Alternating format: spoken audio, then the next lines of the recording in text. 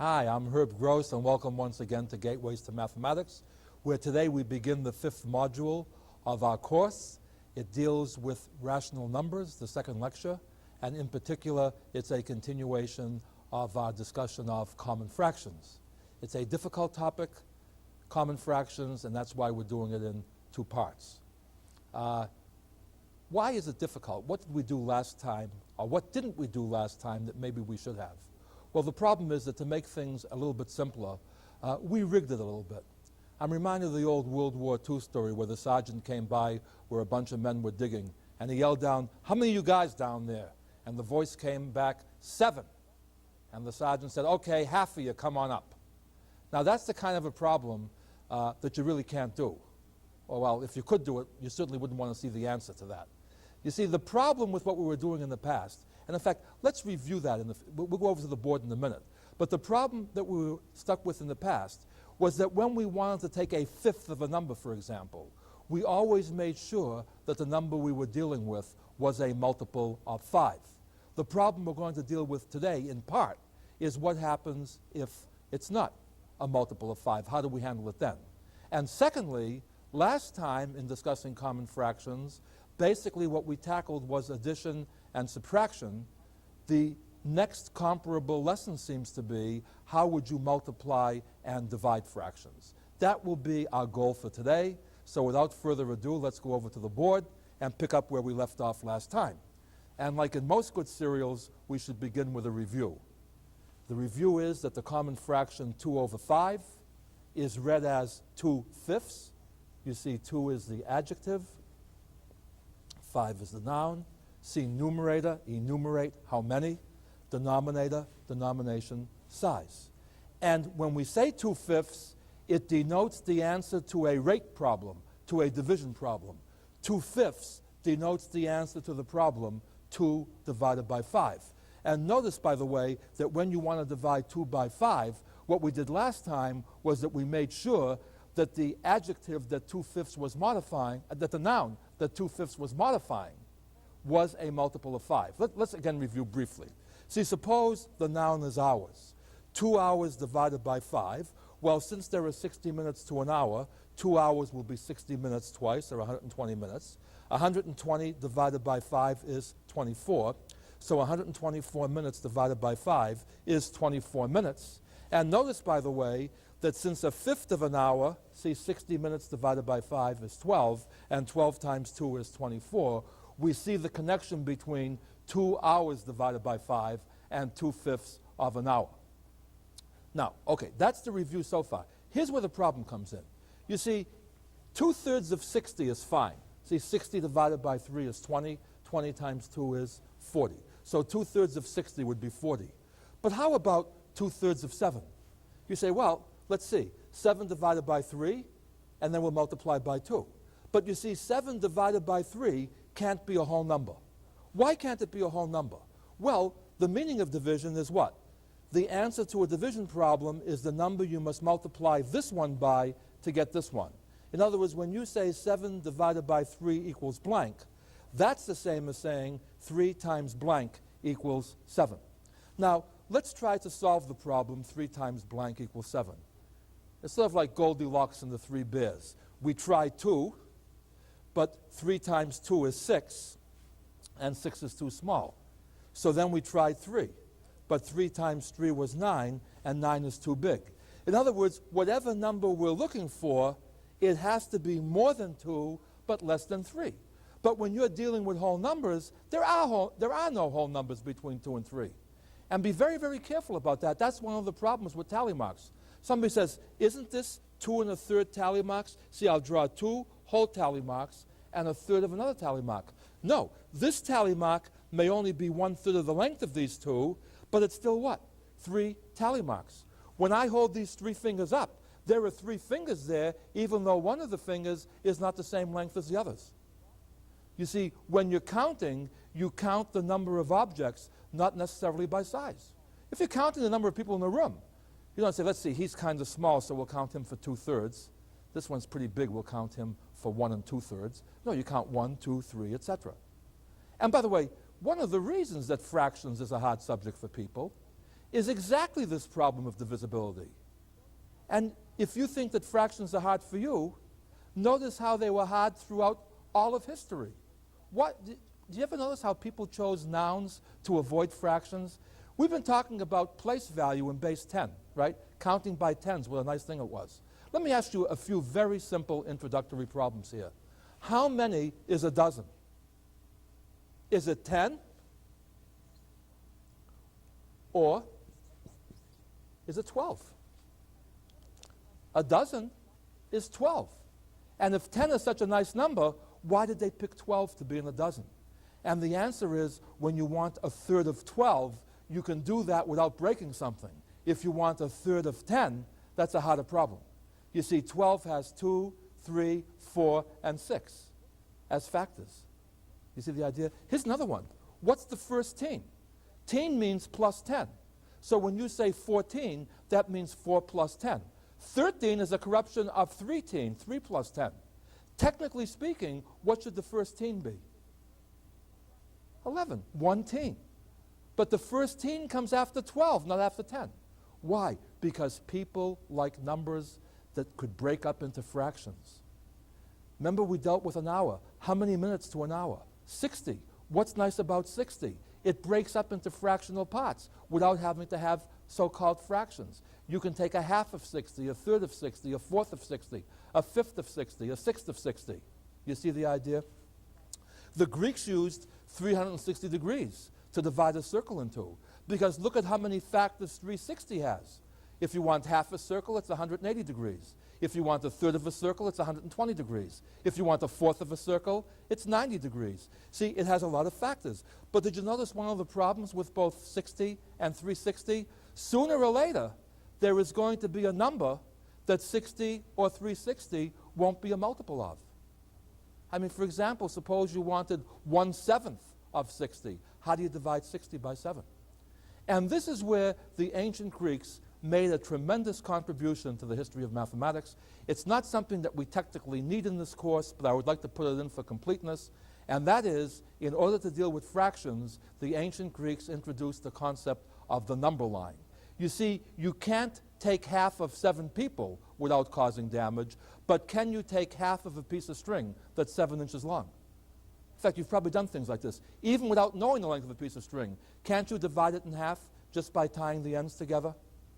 You see, that's what the ancient Greeks did. Suppose you had a particular length. We'll call it 7 inches, but it could be any length. Suppose I wanted to divide that length from A to B into exactly 3 equal parts. Watch the technique for doing this. You see, one way of doing this is what I call the prayer method. You pick 3 points and pray that you divide it into 3 equal parts. The prayer method works better for some people than for others. The Greeks found a way that works for everybody. What they did was they drew any other line that they wanted. And on the line that they drew, they measured off 3 equal spaces. In other words, they would say, okay, I'm going to draw this line. I'm going to mark off the same distance 3 times. So they made these 3 pieces all the same length. Let's say that this ended at the point C. They then drew the straight line that joined C to B. Then through these points, they drew lines parallel to the line that joined C to B, and that divided this into 3 equal parts. So if this whole length was 7 inches, each of these parts would be what? 1/3 of 7 inches. You see, you can't have more than 2 people but less than 3 people. But you can have more than 2 inches but less than 3 inches. And that was when the idea of lengths replaced the idea of tally marks. Tally marks were simpler, but when the world became complicated enough and you had to take fractional parts of things that weren't multiples of the denominator, lengths became more convenient than tally marks. But we'll come back to that in the textbook, and it's sort of an elective topic. It's an optional topic. I just wanted this in here for completeness, and also to make the next topic perhaps make a little bit more sense.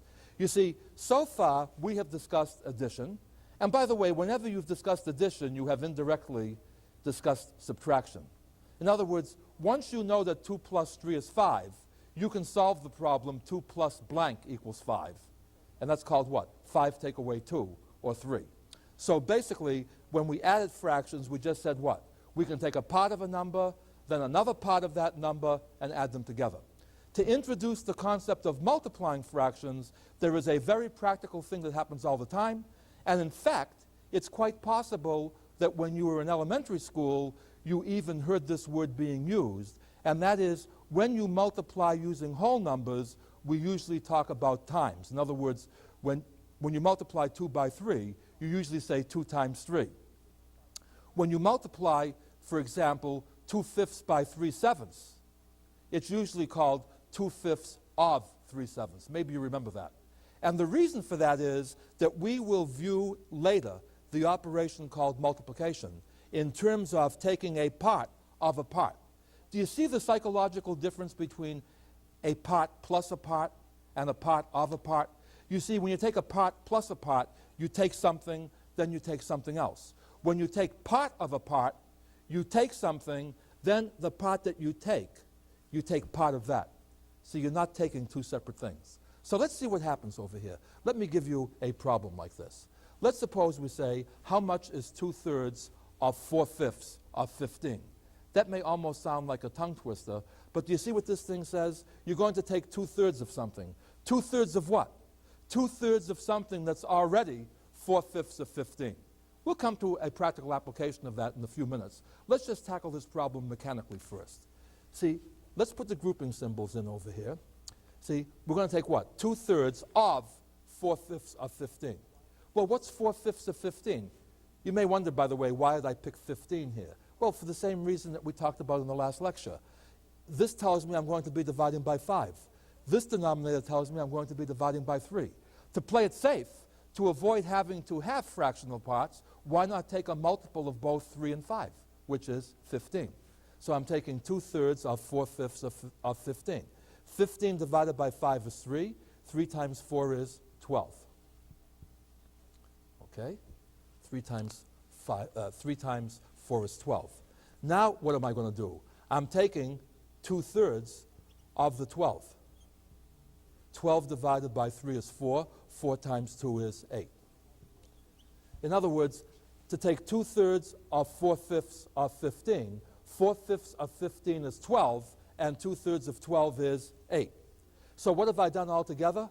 After I've taken 2/3 of 4/5, I started with 15. How many did I take? 8. So I took 8 of the 15. And look what this says. It says that at a rate of 2/3 of every 4/5, you're taking 8 out of every 15. Do you follow that okay? And look what happens over here. Look at the 8. How is the 8 related to the 2 and the 4? Isn't that the answer I would have got if I had multiplied 2 by 4? And how is the 15 related to the 3 times the 5? That's the answer I would have got if I had multiplied the 3 by the 5. So with that in mind, we say, okay, since to get the right answer, you multiply the 2 numerators and you multiply the 2 denominators, let's call this a multiplication problem. And by the way, notice this little tricky thing. When we added, we needed common denominations. When we multiply, we don't. And doesn't that check with what already happened with whole numbers? What did we say? When you have 200 times 3,000, you multiply the 2 times the 3 to get 6, and the 100 times the 1,000 to get 100,000. In the same way, when you have 2/3, see? Well, I don't know if I should, let me just write that here. 2/3 times 3/5. I want you to see how, even though this may look harder from a language point of view, it's the same thing we were doing before. See, we multiply the adjectives, so 2/3 times 4/5. Oh, this is just one of those days, okay? The 2 times the 4 gives me the 8. But remember what we said? When you multiply, you also have to multiply the denominations. The 3rds times the 5ths give me the 15ths. And just to show you how this works, let's look at one more problem. Suppose I wanted 2/3 of 4/5 of 60. Now, by the way, when might that happen? Suppose my share of something is 4/5, and there are 60 things altogether. So my share is 4/5 of the 60. Now suppose I'm only allowed to keep 2/3 of that. Suppose I have to give 1/3 to my partner. So what am I doing? I'm keeping 2/3, not of the 60, but of the 4/5 of the 60. And you see, the way this works is, again, and why did I pick 60 here again? Because 60 is still a multiple of 3 and 5. Next lecture, in Module 6, we'll get into what happens when you are forced to deal with something which isn't a multiple of 3 and 5. But look what happens over here. 60 divided by 5 is 12. 12 times 4 is 48. Now, what am I doing? I'm taking 2/3 of 48. 48 divided by 3 is 16. 16 times 2 is 32. So if I'm taking 2/3 of 4/5, I'm taking 32 out of 60. But what did we just see a minute ago? Didn't we see that that was supposed to be the same as 8/15? Just as a check, let's see what happens. Suppose I take 8/15 of 60. 60 divided by 15 is 4. 4 times 8 is 32. Same answer as we got over here. And again, whereas this looks like a fraction problem, read it as a whole number problem. What this says is, at a rate of 8 out of every 15, you will take 32 out of 60. Do you follow the idea here? And let me show you how this is used. Let's say in advertising. This problem is longer than it is hard, but let me just show you the wording is actually longer than the problem itself. It says a store advertises 1/5 off the regular price. Of course, what the regular price is anybody's guess. They make up regular prices sometimes, but they say 1/5 off. And by the way, whenever somebody says 1/5 off, you ask, off what? Is it the regular price? Is it your price? Is it the list price? But basically, off suggests subtraction.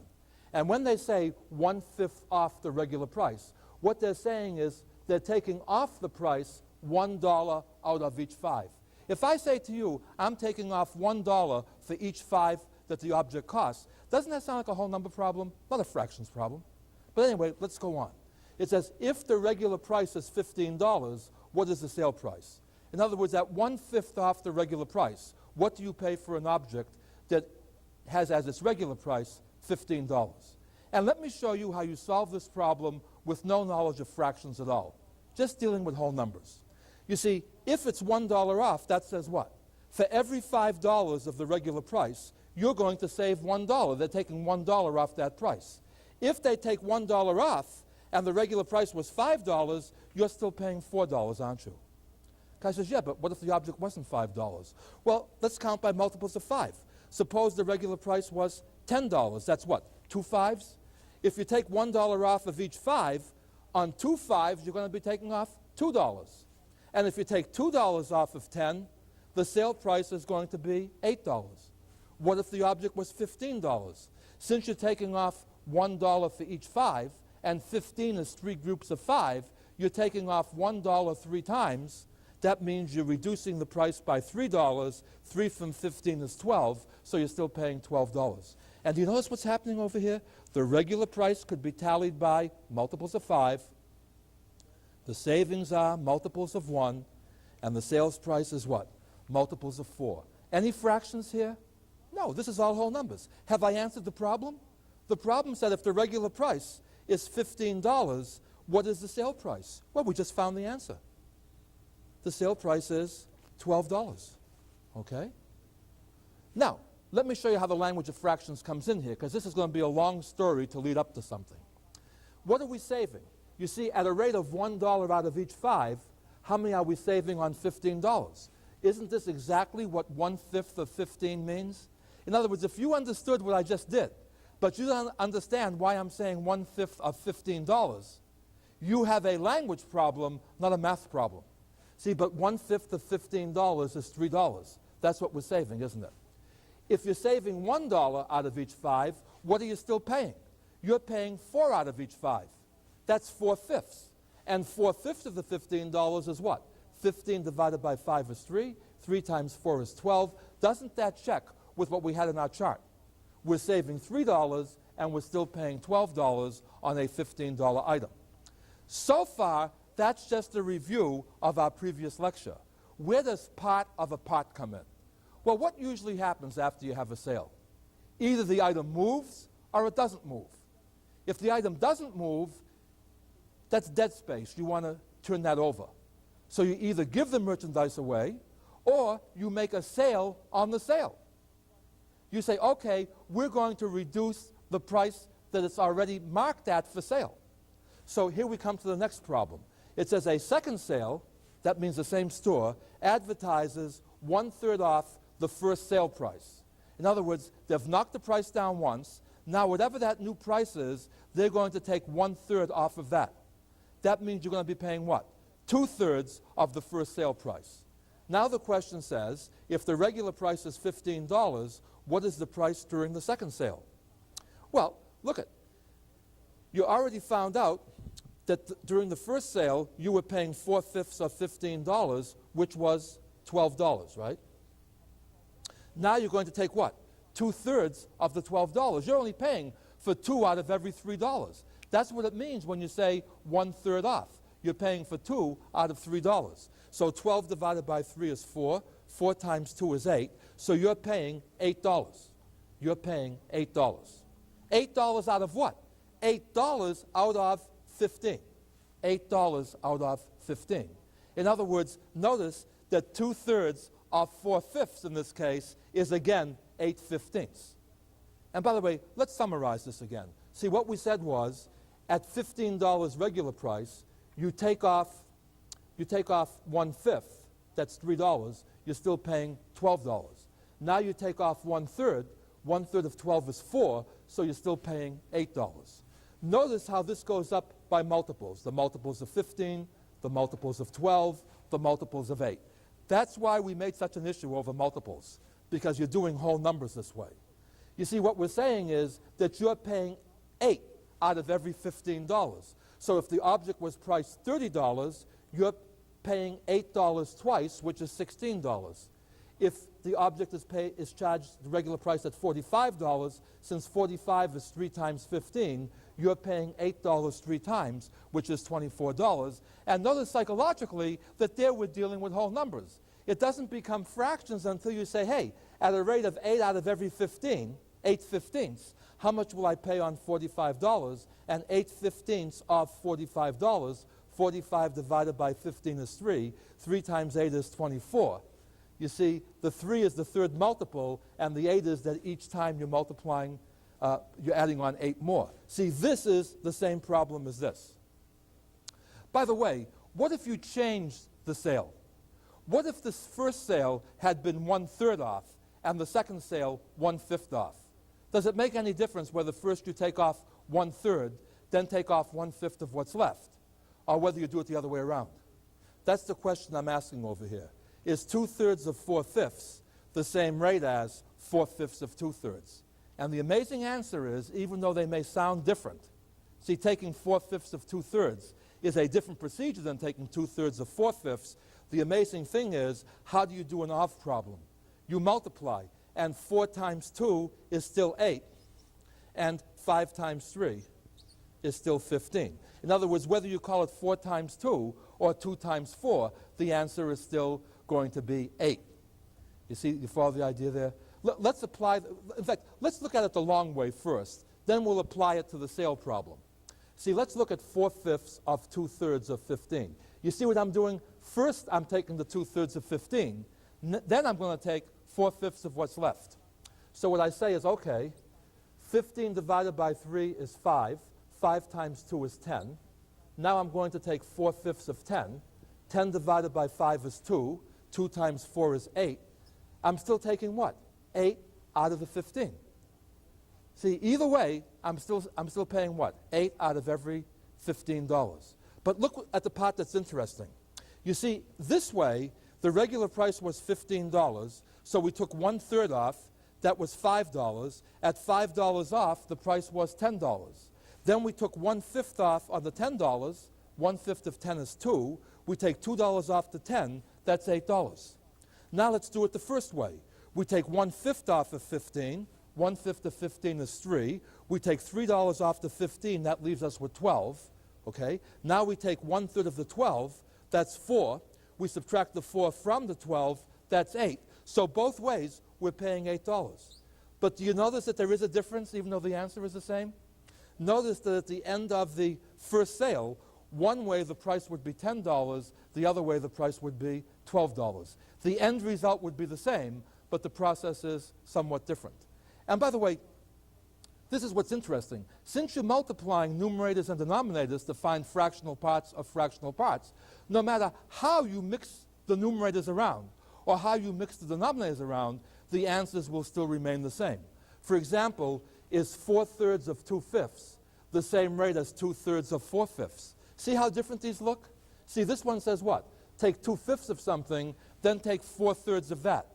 4/3 means you take what? More than what's there. You take 1/3 of it and take that 4 times.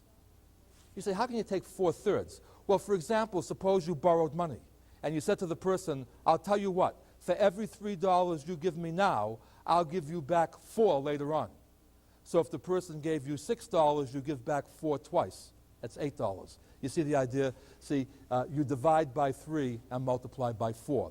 But don't worry about that right now. There's plenty of drill on that in the exercise sets. What I want you to see is when you take 4/3 of 2/5, even though that sounds different from 2/3 of 4/5, how do you multiply? You multiply numerators and you multiply denominators. And the reason you do that isn't because it's easy, it's because it gives you the right answer. After all, when you were adding fractions, it would have been easier to add the numerators and add the denominators. But the reason we didn't was because we got the wrong answer.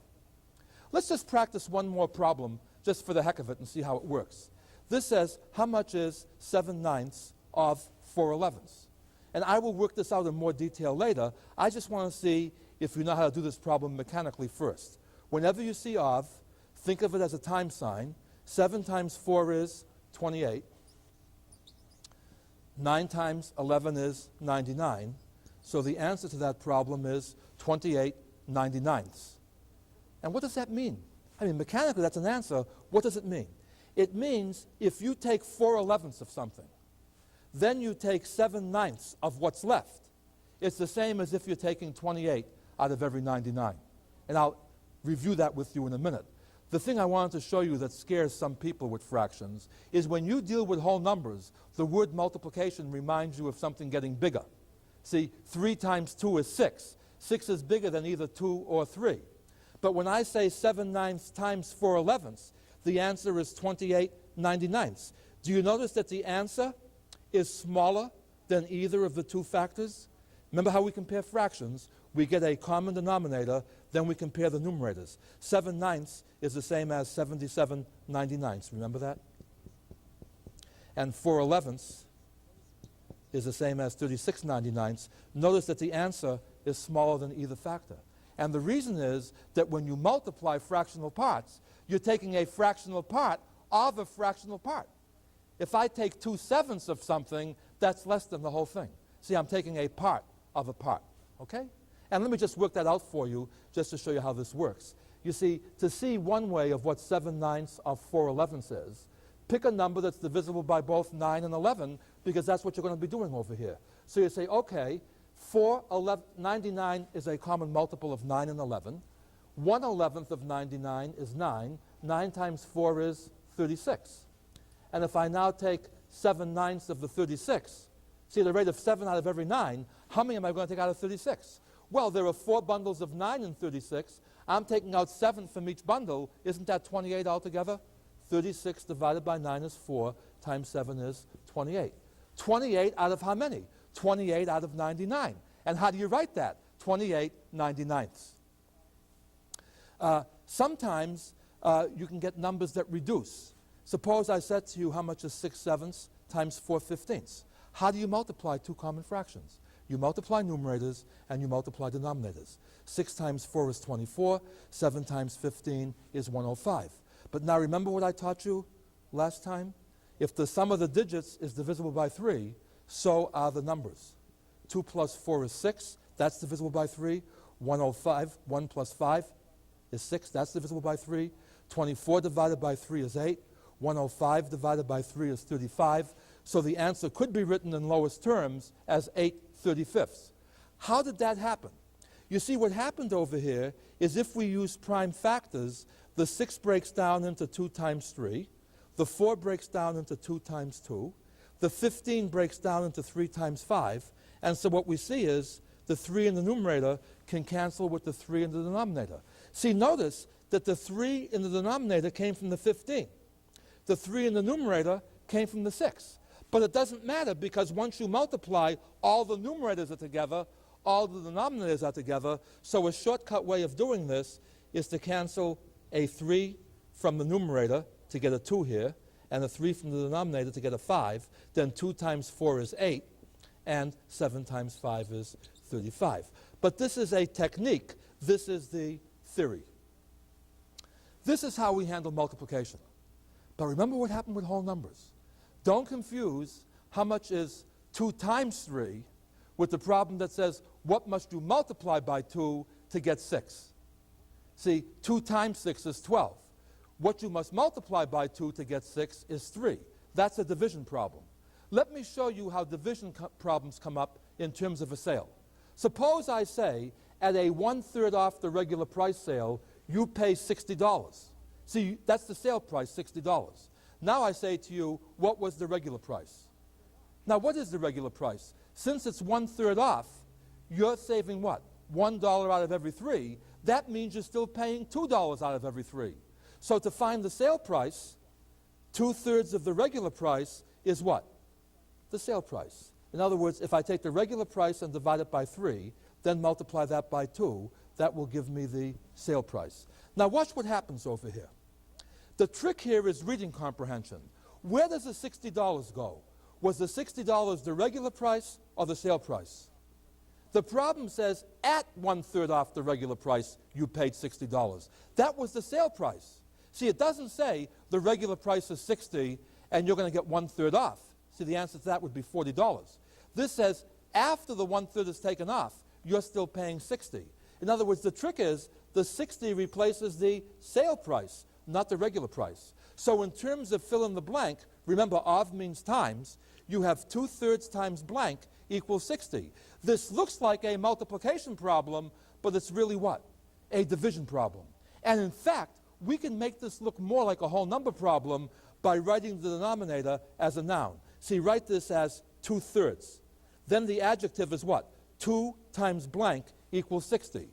If 2 times blank equals 60, okay, if 2 times blank equals 60, the blank must be 60 divided by 2. See, if twice the blank is 60, the blank itself must be 30.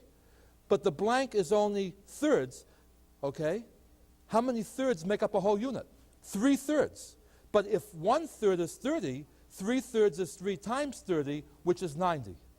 And by the way, don't worry about whether you understood what I said here, because I'm going to explain that in different terms later. What I want you to see is that if the sale price was 60, the regular price was 90. Does that work? 90 divided by 3 is 30. 30 times 2 is 60. See, notice that this said multiply by 2 and divide by 3, but when you put it on the other side, when the blank is over here, what did you wind up doing? Just the reverse. You divided by the 2 to turn the 60 into the 30, then you multiplied by the 3 to get the 90. Let's just look at that mechanically, and then we'll study it some more in a few minutes. See, 2/3 times blank equals 60, in terms of a division problem, says blank equals 60 divided by 2/3. But notice what we did. How do we divide by the 2/3? We divided by 2 and then multiplied by 3. You see, to divide by a fraction, we multiplied by what we got when we tipped the fraction over. That's called the inverse, and I'll explain the importance of the inverse to you in a minute. But what I want you to see over here is that, see the difference between taking 2/3 of 60 and asking the question, 2/3 of what number is 60? Okay? And let me show you another reason how you can start to visualize that to divide by a fraction, you multiply by its inverse, or it's sometimes called reciprocal.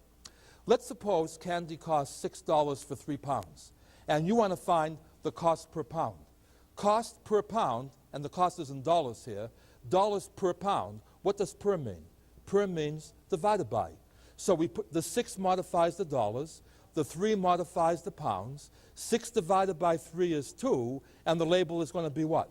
Dollars per pound. Do you follow the problem this way? See, how do we find the dollars per pound? We take the number of pounds and divide the number of dollars and divide by the number of pounds. Now let's work with a fractional number of pounds.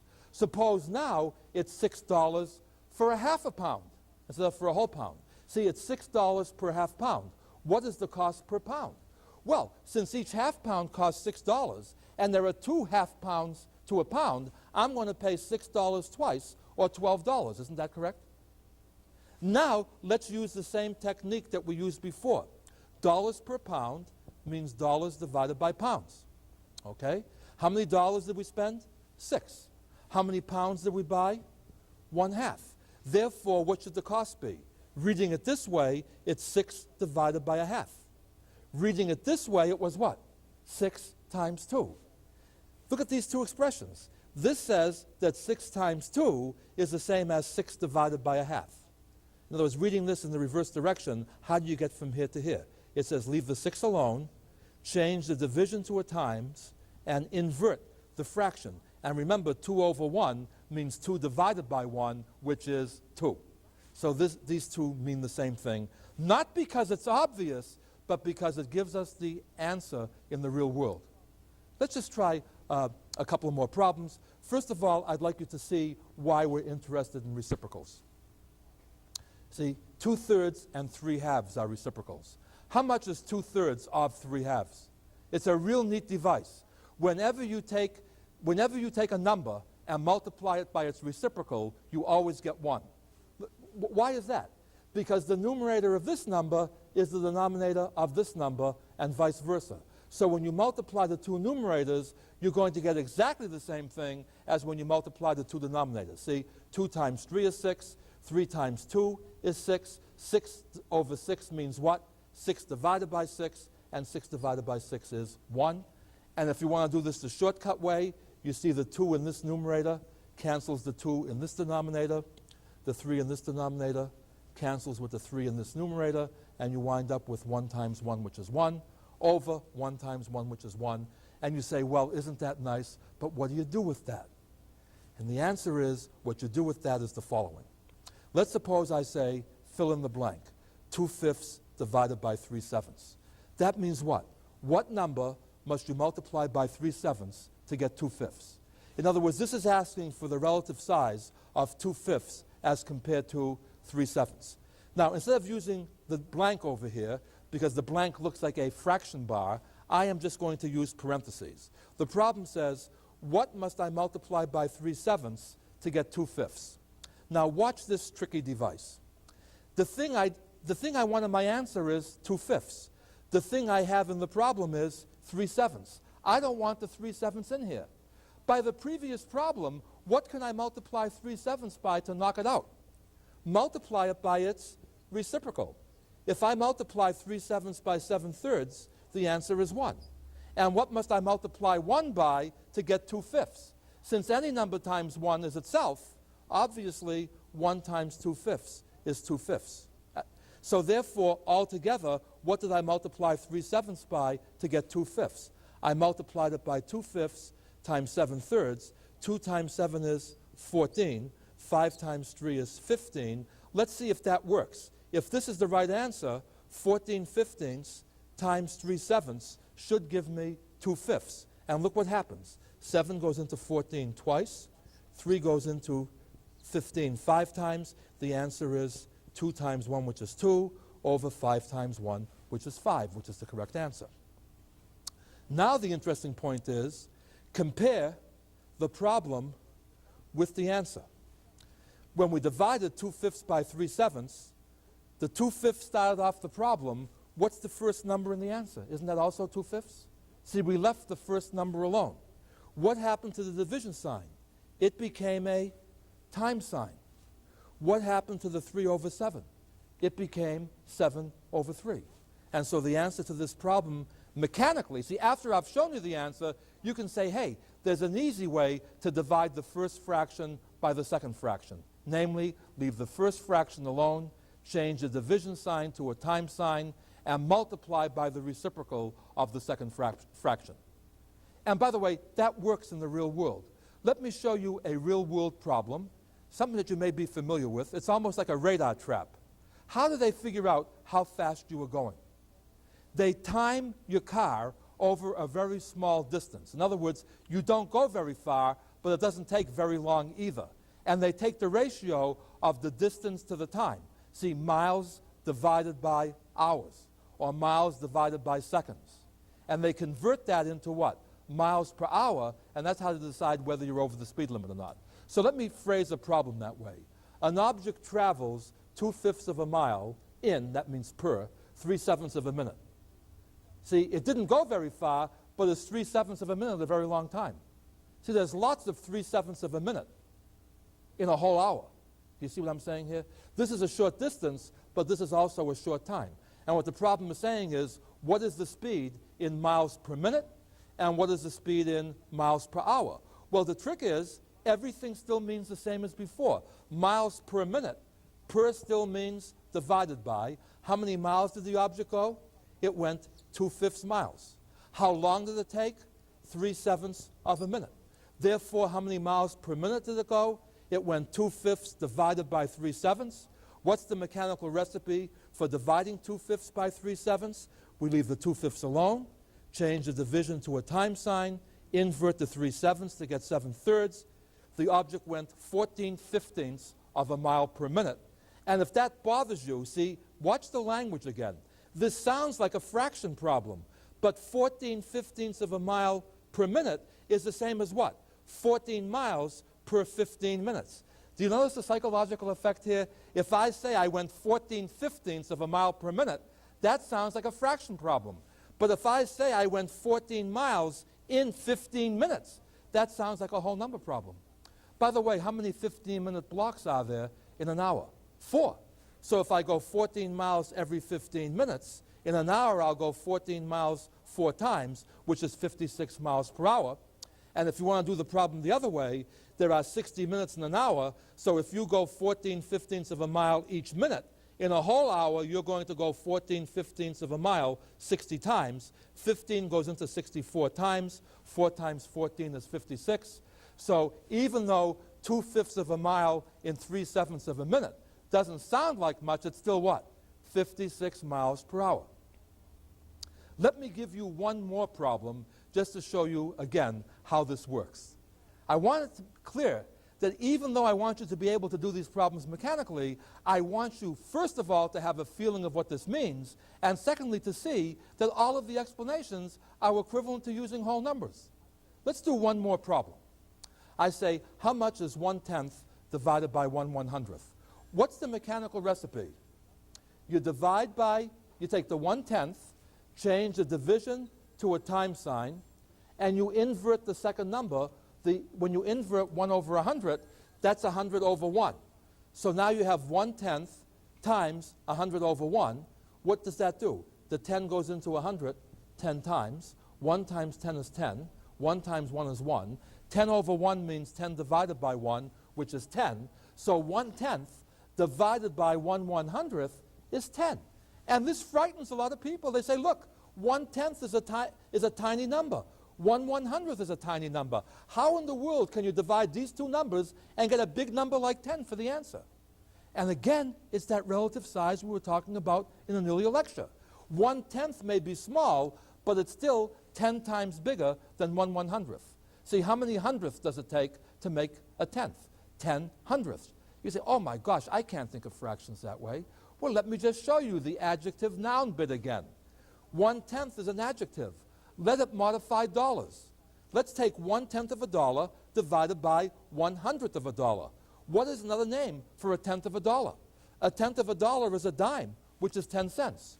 What's 100th of a dollar? It's a penny, 1 cent.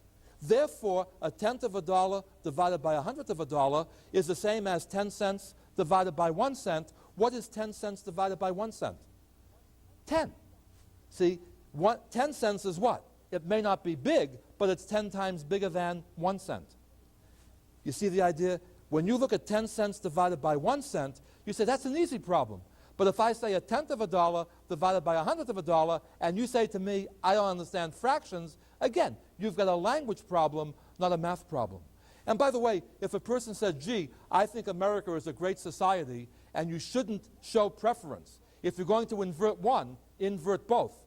See, suppose a person says to me, I would like to invert both. I'll make the 1/10 into 10 over 1, and I'll make the 1 over 100 into 100 over 1. And now I'll say that 1/10 divided by 1/100th is 10 times 100, which is 1,000. And it's not that this isn't a natural thing to do, it's that this gives you the wrong answer. Division measures the relative size. Is a dime 1,000 times bigger than a penny? No. Therefore, even though you might like to invert them both, you can't do it because you get the wrong answer. And this is really important. You see, when you're just dealing with whole numbers, you don't get confused whether by mistake you wrote 2 divided by 6 rather than 6 divided by 2, because you know the answer is supposed to be 3. But when you're dealing with fractions, 2/5 divided by 3/7 doesn't sound any more or any less logical than 3/7 divided by 2/5, even though they're different problems. And let me show you this in terms of a summary. See, let's look at the 4 basic operations together. When you add 2 fractions, if you have a common denominator, keep the common denomination and add the numerators. See, 3/7 plus 2/7 is 5/7. If you're subtracting with a common denomination, keep the common denominator and subtract the numerators. See, 3/7 minus 2/7 is 1/7. If you don't have common denominators, rewrite using a common denominator and then do the problem as we did before. See, 3/7 plus 2/5. 3/7 is the same as 15/35. 2/5 is the same as 14/35. Now that we have the same denomination, we add the numerators, 15 plus 14 to get 29, and we keep the common denominator. In multiplying 2 fractions, we multiply the 2 numerators and we multiply the 2 denominators. 3/7 times 2/5 is 6/35, 6/35. In dividing 2 fractions, we are finding the relative size of the first one compared with the second one. And to get the right answer, you must leave the first one alone, change the division to a times, and invert the second. See, the 3/7 remains, division becomes a time, 2/5 becomes 5/2, and the answer is what? 15/14, which is a little bit bigger than 1. And what this says is that 3/7 may be a small number, but it's still bigger than 2/5. In fact, we just saw before, 3/7 is 15/35, and 2/5 is 14/35. See, how many times bigger is 15/35 than 14/35? It's 15/14 the size. See the same answer we got over here. But if I change the order, the 2/5 remains intact, the division becomes a time, the 3/7 becomes 7/3. Now the answer becomes 14/15, which is the reciprocal of this. You see, when you change the order, see, if one number is half of another, it means if I reverse it, the other one is twice the first. See, let me show you this in terms of an example. Suppose you spend $4 per 5 pounds. That's obviously the same as 5 pounds per $4. You see, as long as the adjective and the noun are together, do you see it doesn't make any difference which way we write this? Both of these say what? You're getting 5 pounds and you're paying $4. If you use per to mean divided by, and that means a fraction, notice the first one is $4 per 5 pounds. The second one says 5 pounds per $4. Notice that it's 4/5 of a pound, 4/5 of a dollar per pound, but 5/4 pounds per dollar. You see what happens? If I change dollars per pound into pounds per dollar, I flip the relationship. See, let me just show you how this thing works. 4/5 of a dollar. You see, a dollar is 100 cents. 100 divided by 5 is 20. 20 times 4 is 80. So 4/5 of a dollar is 80 cents. So it's 80 cents per pound. If it's 80 cents for a pound, 1/4 of a pound costs 1/4 of 80 cents, which is 20 cents. And if it's 20 cents for 1/4 of a pound, since 5/4 is 5 times 1/4, remember in a per problem, we have to multiply both numbers in the ratio by the same amount. Multiply this number by 5, multiply this number by 5, that says what? $1 for 5/4 pounds. You see, $1 per pound, $1 per 2 pounds, and 2 pounds for a dollar say the same thing. But if you leave the nouns out, one way the adjective is a half, the other way it's the reciprocal, which is 2. At any rate, this is the kind of a topic that you have to do a lot of work on. I've tried to do the best I can here to try to show you the concepts. If you're still having difficulty, read the textbook carefully, do every example. Go to the study guide, do check the main ideas, do the mastery review, do the self-test. Keep working on this until you feel you understand it. And then if you still need help, see me when you get to the self-test 5 Form B when I will go over all these problems together with you. So until that time, keep studying, have fun. Like I told you at the beginning, stay young.